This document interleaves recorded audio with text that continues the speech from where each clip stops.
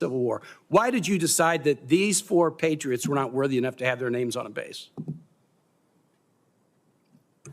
Well, Senator, as you know, this was never about the names of the bases they were renamed to. So you don't challenge the worthiness. Restoring all bases to their original name, because we're not about erasing history. Okay, you don't care about their military record. You wanted to restore the Confederate names. When you called the Gregg family to tell them that their dad's name was no longer going to be on the base, what was their reaction?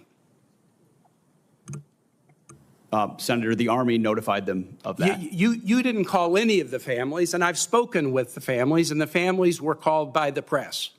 That's how they learned about this. They learned about it from the press. You didn't call the Barfoot family, the Gregg family, and you didn't call the Adams family.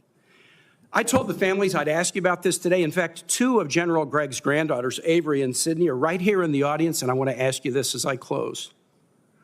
While you announced that these brave men and women's names would be stripped from the Virginia bases, no orders to that effect have been received by the base commanders.